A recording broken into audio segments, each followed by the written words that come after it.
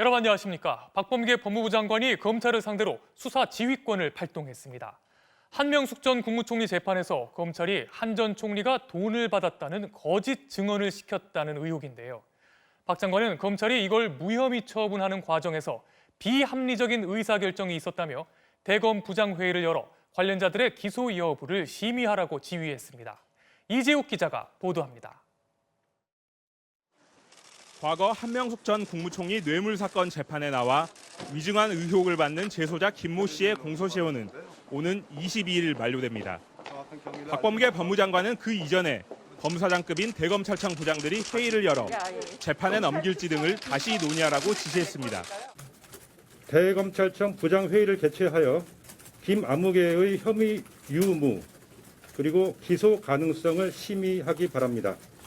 한 전 총리에게 뇌물을 준 혐의로 기소된 고 한만호 전 한신건영 대표는 재판에서 돈을 줬다는 진술은 거짓이었다고 말을 바꿨습니다. 그러자 당시 수사팀 검사 등이 한 씨의 주장을 반박하기 위해 동료 재소자들을 시켜 법정에서 거짓 증언을 하도록 했다는 게 이 사건의 핵심 의혹입니다. 지난해 한 재소자의 진정에 따라 대검 감찰부의 임은정 감찰정책연구관이 조사를 맡았지만 이달 초 대검은 연루검사들의 혐의가 부족하다며 무혐의 처분했습니다. 그간의 잘못된 수사 관행과 사건 처리 과정에서 불거진 자의적 사건 배당 그리고 비합리적 의사결정 등 여러 문제점이 드러나 이를 바로잡을 필요가 있다고 판단하게 되었습니다. 따라서 위중교사 의혹을 조사한 임은정 검사와 한동수 대검 감찰부장도 회의에 참석시켜 의견을 듣고 충분히 토론하라는 게 박 장관의 주문입니다. 이와 별개로 박 장관은 이 사건에서 드러난 부당한 수사 관행에 대해 점검하라며 법무부 감찰관실과 대검 감찰부의 합동 감찰을 지시했습니다. 현 정부 들어 세 번째로 행사된 법무장관의 수사 지휘에 대검은 이례적으로 침묵을 지키고 있습니다. 하지만 내부적으로는 거듭되는 수사 지휘에 불만을 드러내는 기류도 감지돼 법무부와 검찰 간 갈등이 재현될 수 있다는 우려가 나옵니다. MBC 뉴스 이재욱입니다. 박범계 장관은 수사 지휘권을 발동하면서 한명숙 수사팀에 대한 대대적인 합동 감찰도 지시했습니다. 특수부 검사들의 반인권적이고 위법한 수사 관행이 확인됐다는 건데요. MBC가 이런 내용이 담긴 대검 감찰부 조사 기록을 입수했습니다. 여기엔 증언자를 물색하기 위한 당시 수사팀의 노골적인 정황들이 담겨 있습니다. 윤수환 기자가 단독 보도합니다. 한명숙 전 총리의 뇌물 사건 당시 검찰로부터 거짓 진술을 강요당했다며 지난해 대검찰청에 감찰을 요청한 한은상 씨. MBC는 임은정 대검 감찰정책연구관이 지난 1월 한 씨를 만나 조사한 진술 조서를 확보했습니다.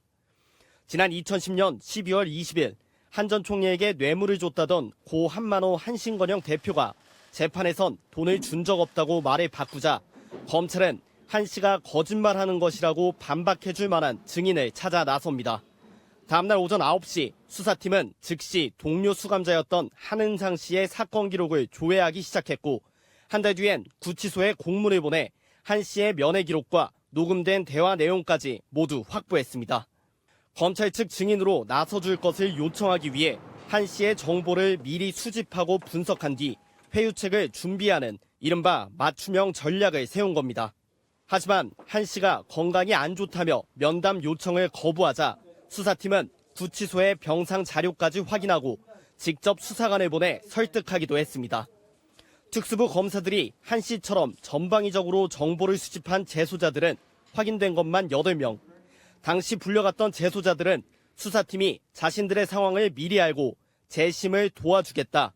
별건 내사 사건을 봤는데 내용이 심각하다 등의 이야기를 꺼냈다고 대검 감찰부에 진술했습니다. 이러한 과정 끝에 검찰 측 증인으로 최종 선발된 2명의 동료 수감자는 재판에 나가 구치소에선 한만호 씨가 돈을 줬다고 말했다며 한 씨의 진술 번복을 거짓말로 몰아세웠습니다. 임은정 연구관은 5개월에 걸친 조사 끝에 이 같은 정황을 확인했지만 대검 연구관 6명의 단 하루 회의로 무혐의 처분한 겁니다. 법무부와 대검이 합동 감찰에 착수하면서 이른바 특수수사기법이라 불려온 특수부 검사들의 수사 관행에 뒤늦게나마 어떤 판단이 나올지 주목됩니다. MBC 뉴스 윤수환입니다.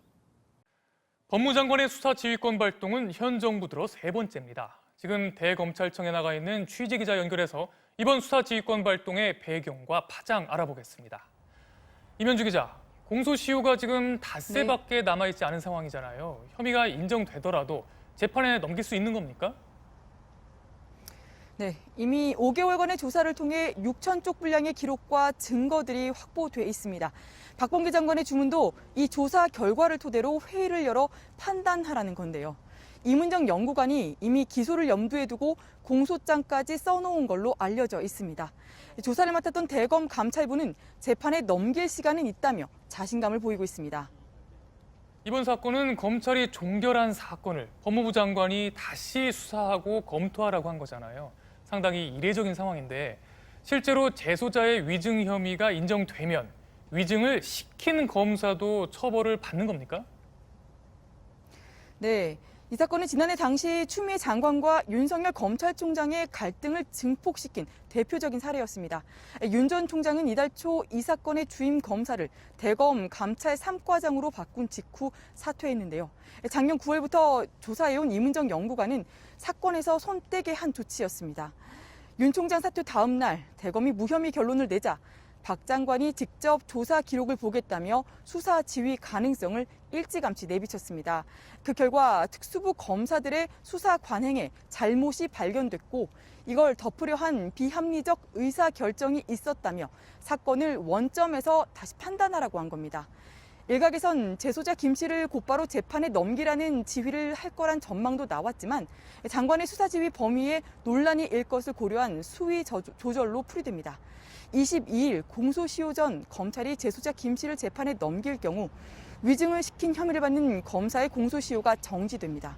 따라서 검사의 위증 교사 혐의도 수사를 이어갈 수 있다는 말이 됩니다.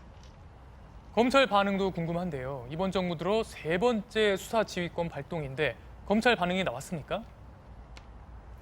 대검은 아직 아무런 공식 반응을 내지 않고 있습니다. 지난해 추미애 전 장관의 수사 지휘 당시에도 대검은 장관의 지휘를 놓고 형성적 처분, 그러니까 수사 지휘 즉시 효력이 생기는 것이어서 대검이 수용 여부를 밝힐 일이 아니라고 했습니다. 다만 수사 지휘가 나온 직후 대검은 자체 회의를 소집했는데 지휘에 따른 향후 절차 정도만 논의한 걸로 알려졌습니다.